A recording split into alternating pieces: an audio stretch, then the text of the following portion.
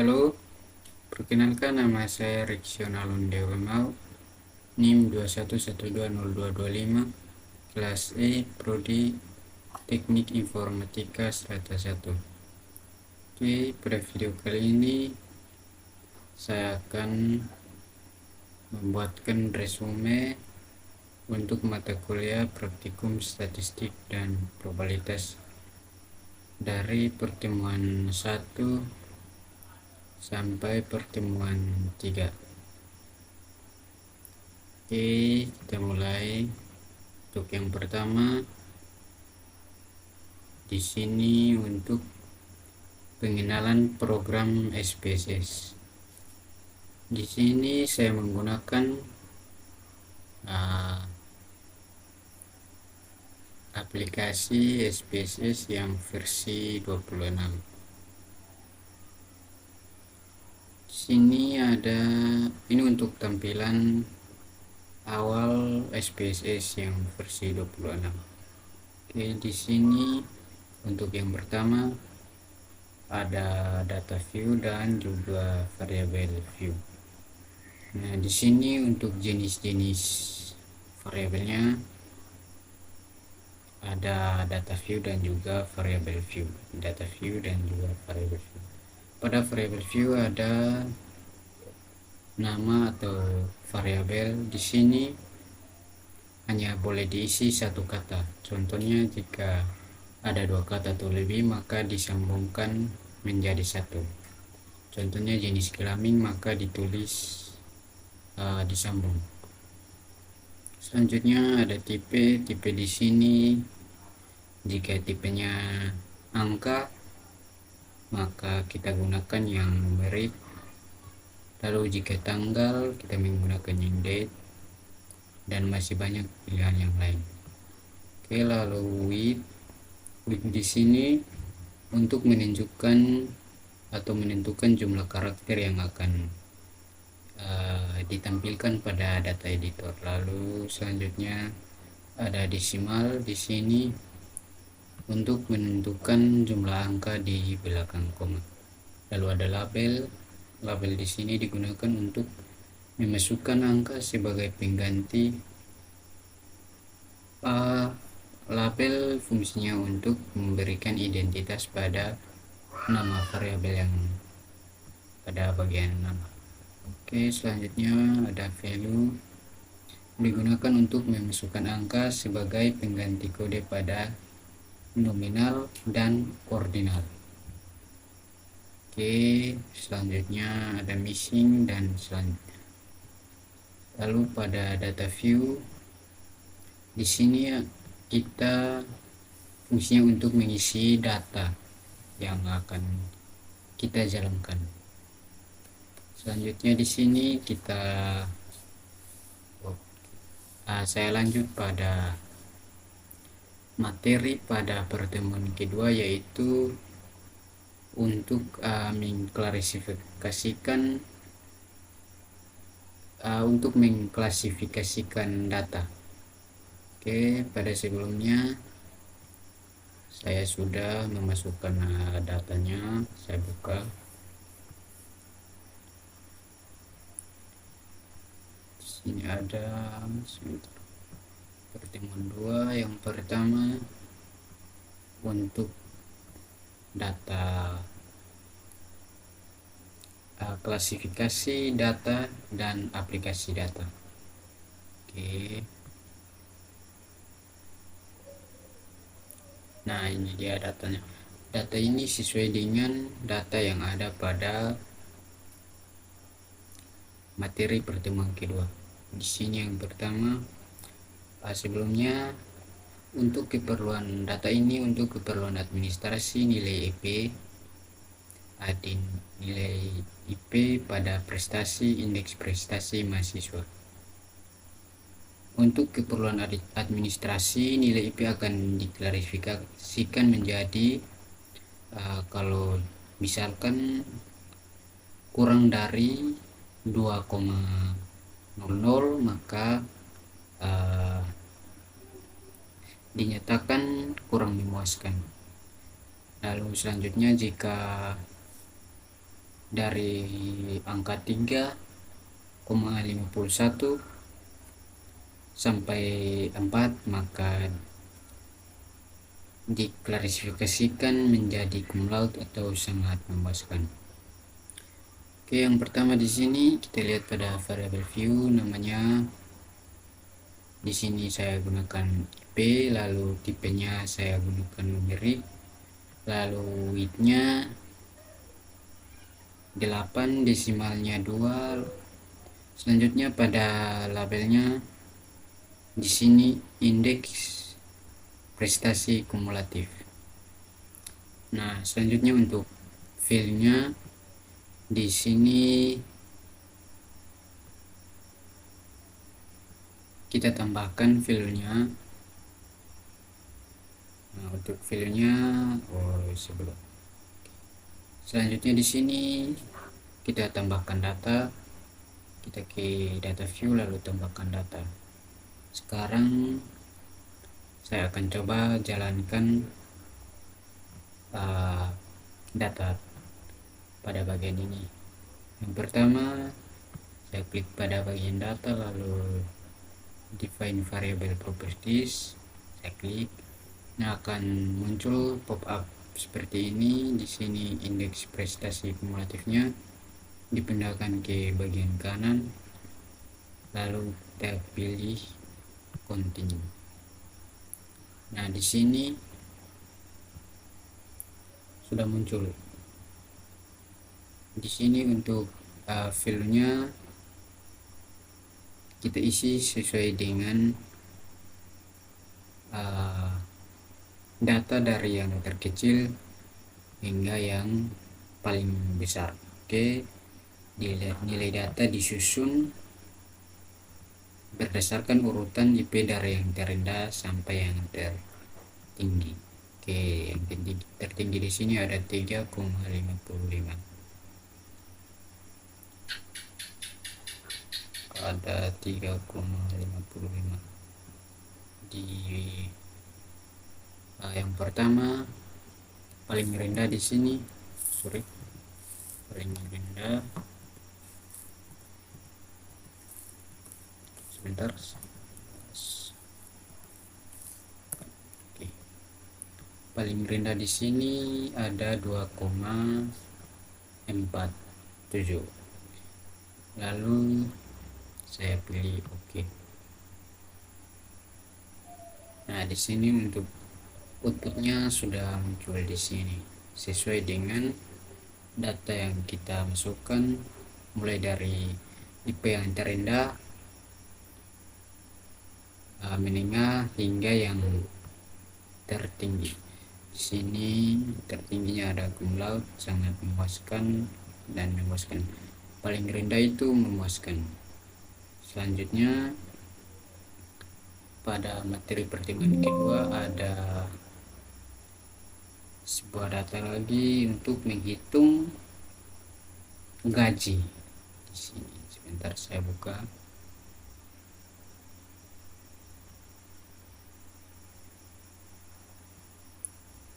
Sudah open. Datanya pada sebelumnya sudah saya buat untuk gaji. Oke. Di sini ada yang pertama untuk variabelnya. Variabel yang pertama namanya gaji, tipenya numerik. Di sini sama. Lalu untuk labelnya di sini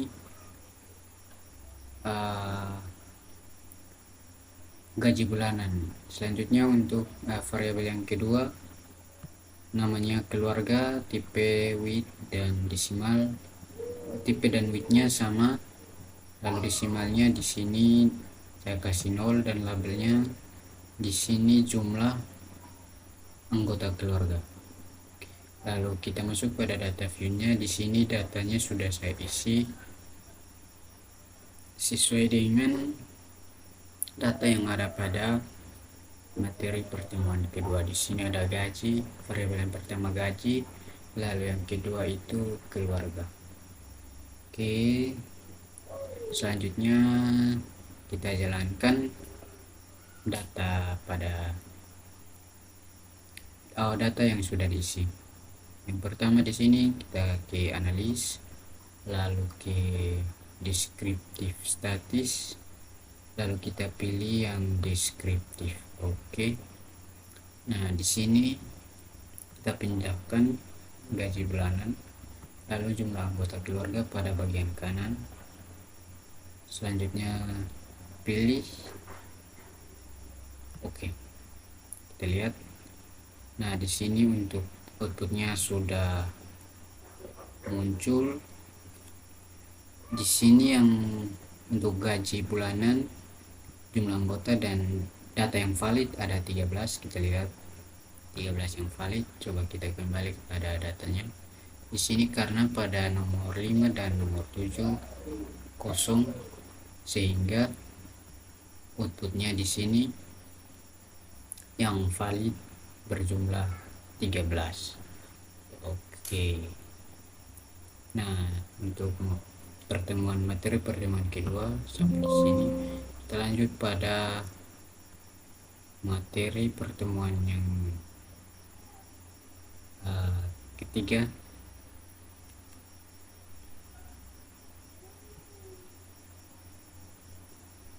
Oke, saya buka. Untuk pertemuan ketiga di sini untuk memahami frekuensi data kualitatif dan juga kuantitatif. Oke, pada pertemuan ketiga yang pertama di sini untuk jenis kelamin. Oke, saya buka. Nah, ini untuk data frekuensi kumulatif. Di sini contohnya ada jenis kelamin, nama-nama, dan juga jenis kelamin. Di sini hanya tampilkan jenis kelamin. Variabelnya di sini namanya kelamin. Nah, di sini tipenya saya gunakan string. Oke, string, lalu widthnya 24. Labelnya di sini jenis kelamin. Nah, di sini pada value-nya kita tambahkan di sini 1 adalah pria, 1 lalu labelnya pria, selanjutnya di oke, lalu kita tambahkan lagi 2 wanita. Contohnya seperti ini. Contohnya 2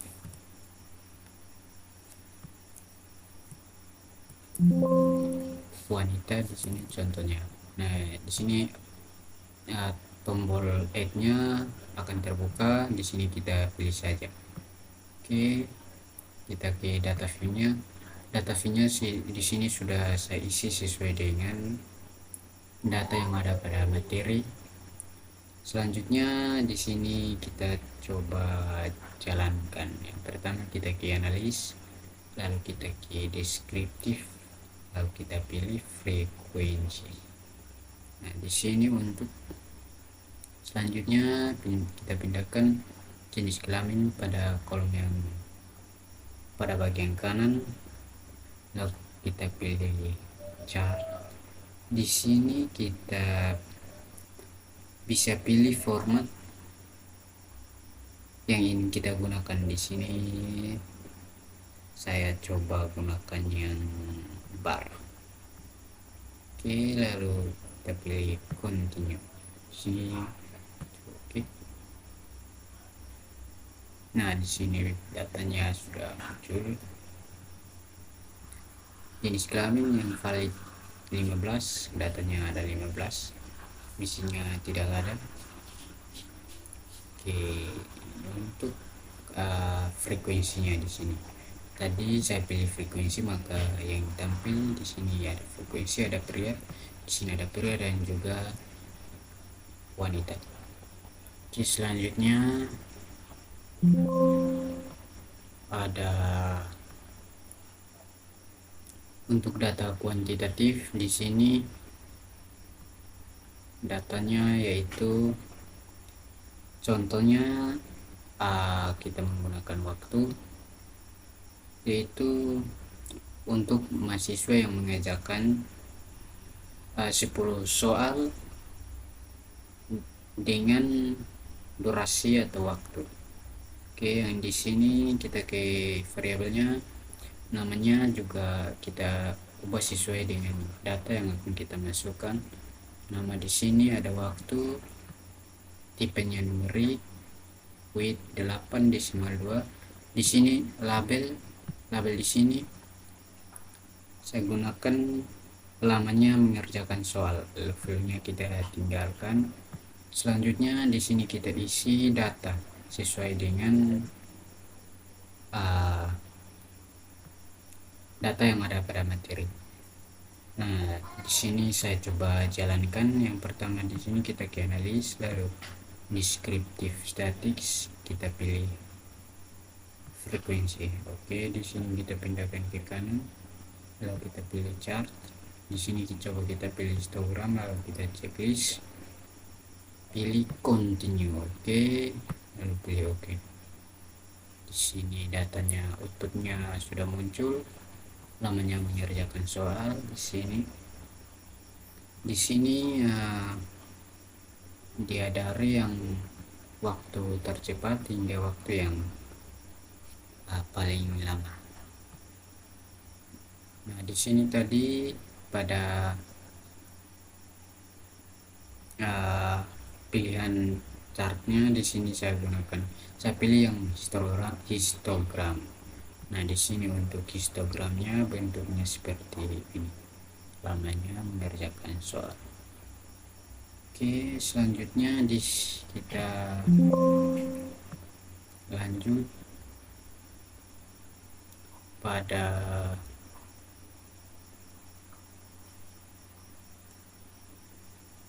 di sini kita lanjut untuk materi selanjutnya. Di sini ada data, sebentar saya buka dulu.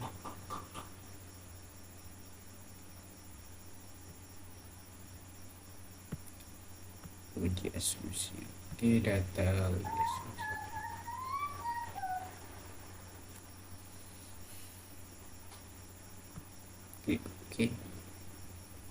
Oke, datanya sudah muncul. Nah, materi selanjutnya di sini untuk mengetahui tampilan data, identifikasi data, deskripsi data, pengujian asumsi, perbedaan karakteristik antara subpopulasi. Oke, di sini untuk yang pertama ada standar deviasi, yaitu untuk penjualan.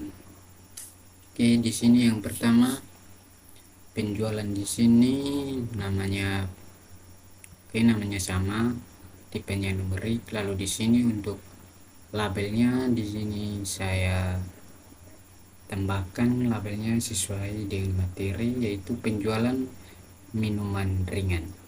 Kita masuk pada datanya. Untuk penjualannya yang bagian ini warna. Di sini untuk penjualan datanya saya isi sesuai dengan materi. Sekarang coba kita jalankan.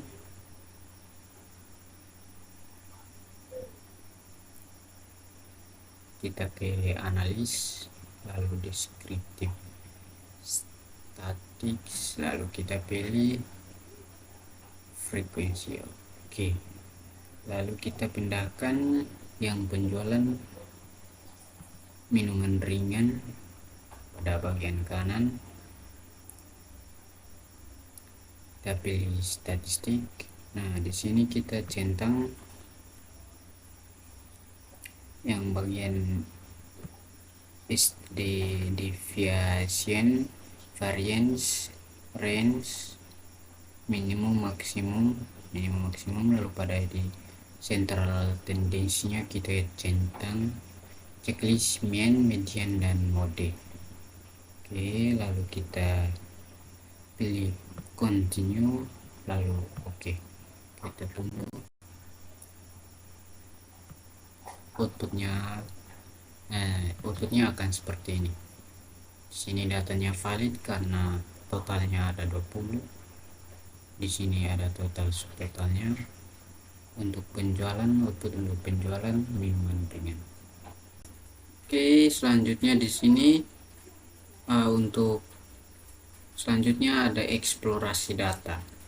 Oke, di sini yang kedua ada eksplorasi data. Di sini manajemen perusahaan makanan ringan, contohnya ingin mengetahui bagaimana distribusi penjualan terhadap 20 cabang yang dimiliki. Nah, di sini ada pun data-datanya untuk penjualan makanan ringan.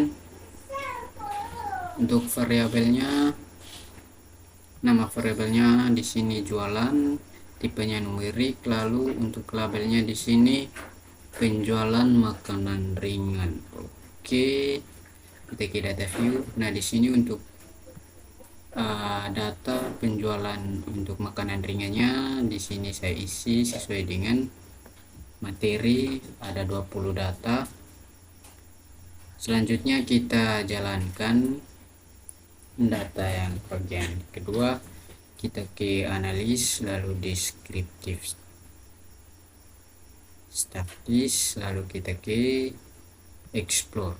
Oke, di sini kita pindahkan penjualan makanan ringan, lalu kita ke dependent listnya, kita pindahkan penjualan makanan ringannya, lalu kita pilih statistik. Di sini statistik, checklist, analis, dependent list. Oke, oh yang ini statistik, lalu kita pilih oke. Kita tunggu untuk deskriptif. Outputnya sebentar. Oke. Untuk eksplorasi data, explore. Di sini untuk datanya penjualan makanan ringan, di sini untuk case browsing summary, lalu untuk penjualan makanan ringannya di sini ada median, minimum, maksimum, juga ada range. Nah, di sini datanya sesuai dengan yang kita masukkan tadi. Oke, kita lanjut. Selanjutnya untuk seleksi berdasarkan nilai data. Oke, yang bagian ketiga, contohnya di sini sekolah tinggi komputer 1 dan 0 akan melakukan seleksi mahasiswa semester 3 yang memiliki IP di atas 3,50 untuk diikutkan pada lomba programmer se-Indonesia di Jakarta. Nah, di sini untuk datanya, di sini untuk IP-nya, datanya di sini untuk IP-nya. Di sini saya isi sesuai dengan materi. Namanya, nama variabelnya IPK, lalu labelnya indeks prestasi kumulatif. Lalu kita ke data view. Nah, di sini untuk datanya kita akan mencari, kita akan menyeleksi berdasarkan nilai. Oke, yang pertama kita coba jalankan. Yang pertama kita ke data,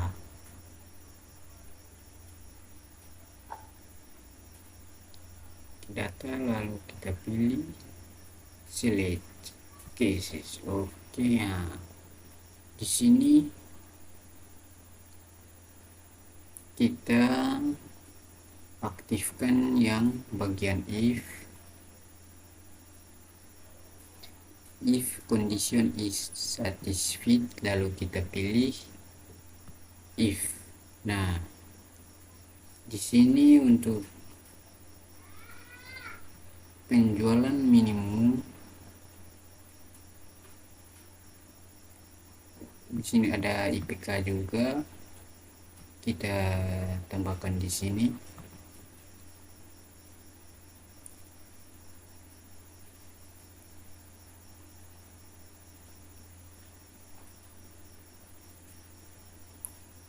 Kita pindahkan variabel IPK.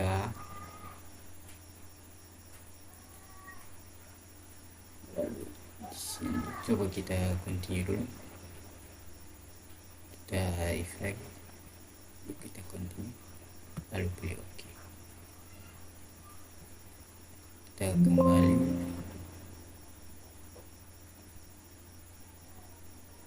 Ke data, select cases, if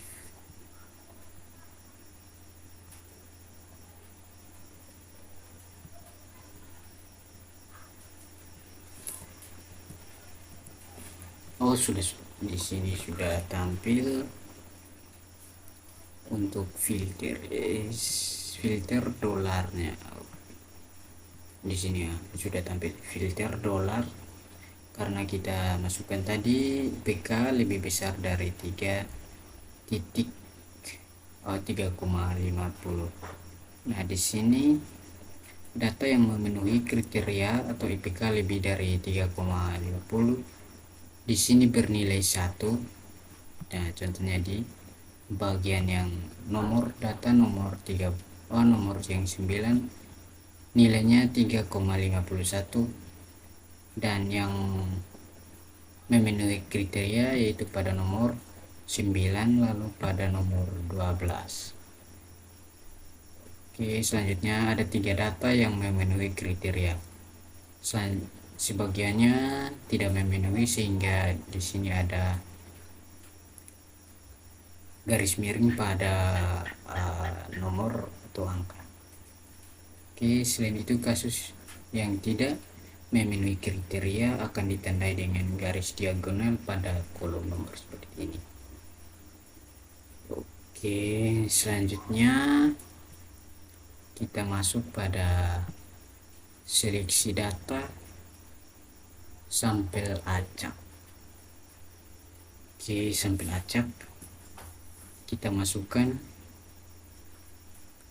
Di sini ada nama variabel, ada A, B, C dan juga D, tipenya sama, numerik. Nah, untuk labelnya yang bagian A, di sini labelnya kualitas air merek A, lalu yang bagian B labelnya kualitas air merek B, yang bagian C kualitas air merek C, dan yang terakhir untuk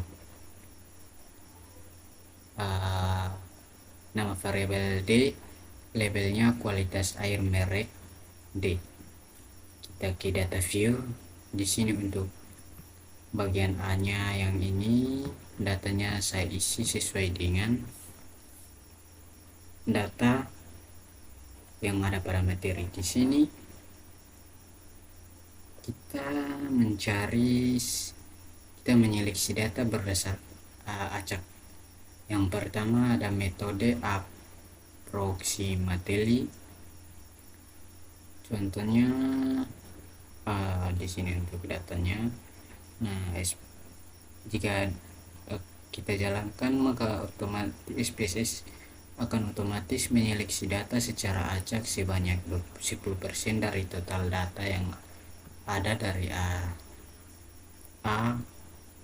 Tapi jika kita mengulang-ulang langkah di atas maka hasil yang kita peroleh tidak akan sama. Sekarang kita coba jalankan untuk metode approximately. Kita ke data editor lalu kita pilih select case. Nah, di sini kita pilih yang random sample of case, lalu kita pilih sampel. Di sini kita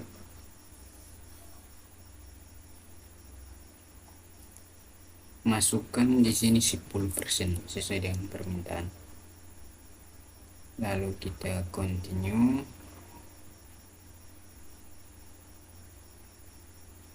Coba kita oke.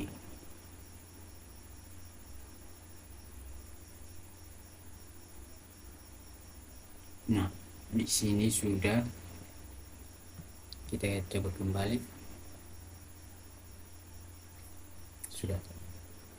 Pada bagian di sini SPSS akan secara otomatis menyeleksi data secara acak sebanyak 10% dari total data yang ada pada bagian A.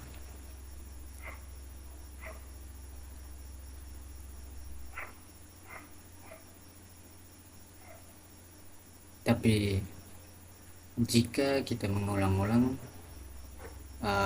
langkah-langkah yang tadi, maka hasil yang kita peroleh tidak akan sama. Di sini ada yang tidak ada garis diagonal pada nomor 9, 12 dan juga 20.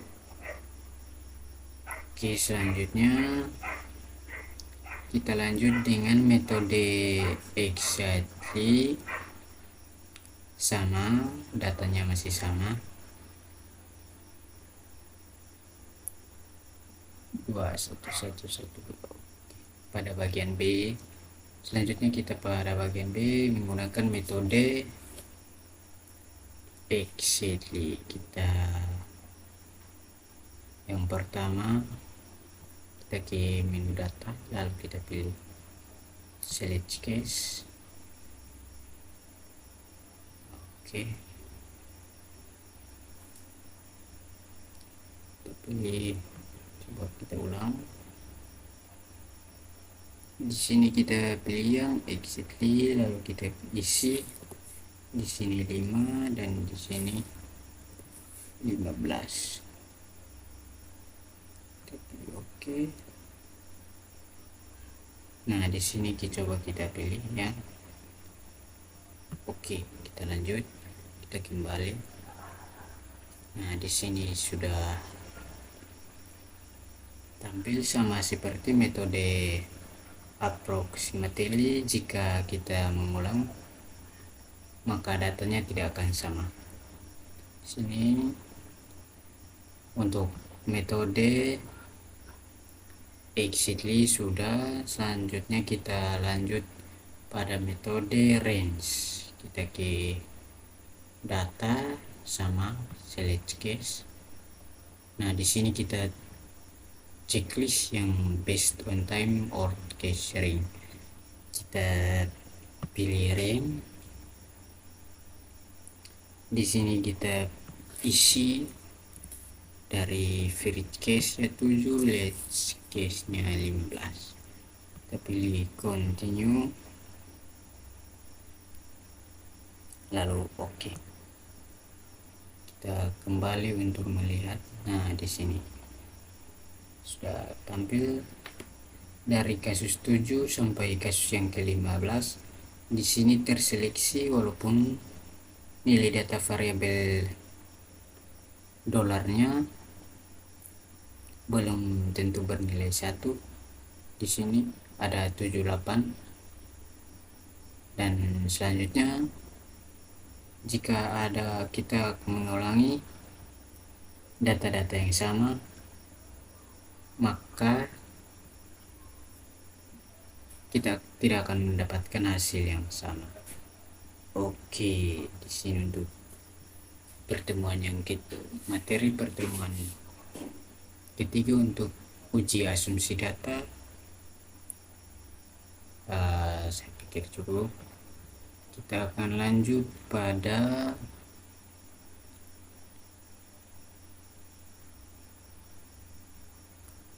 uji normalitas data. Oke, sebentar saya buka datanya. Uji normalitas. Oke.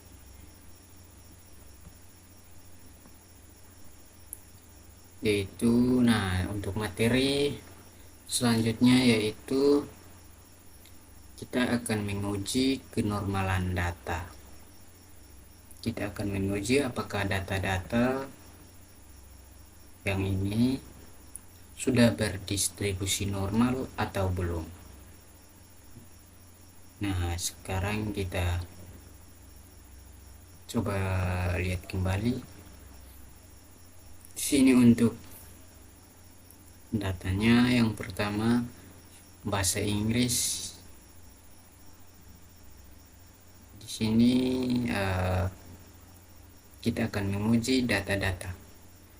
Contohnya di sini yang pertama nama variabelnya saya gunakan x1 sesuai dengan materi. Lalu untuk labelnya nilai bahasa Inggris, x2 nya nilai bahasa Indonesia, x3 nya nilai komputer, lalu x4 nya nilai matematika. Sekarang kita ke datanya. Oke, datanya sudah saya isi sebelumnya.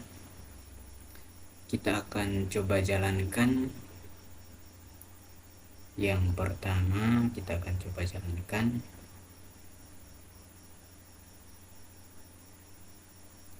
Kita ke analis, lalu kita pilih descriptive statistics, kita ke explore. Oke. Nah, di sini sudah muncul pop-up baru. Coba kita di sini kita coba pilih salah satu data untuk menguji normalitas atau kenormalan data. Contohnya di sini saya pilih yang nilai komputer. Lalu kita pilih plots. Selanjutnya pop-up baru akan muncul. Di sini kita pilih yang non pada blok box plots. Lalu kita checklist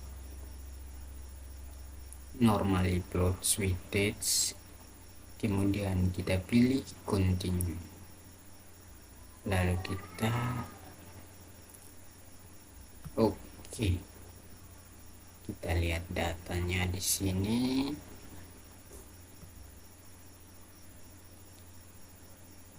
Untuk uji kenormalan data pada data nilai tadi yang dipilih ada nilai komputer. Oke,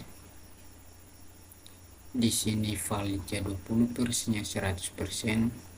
Nah, ini datanya muncul sesuai dengan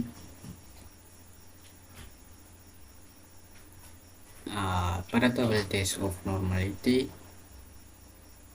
Sebentar.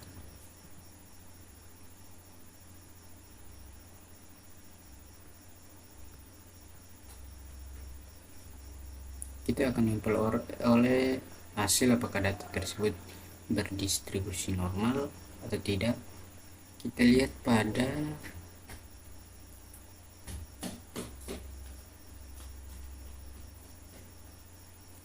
nilai komputer. Oke. Terhadap kolom dibagi. Nah, di sini jika nilai signya di atas 0,05 berarti data tersebut normal. Sini berarti datanya normal. Oke. Nah, untuk materi yang terakhir cukup sampai di sini dan oke, terima kasih.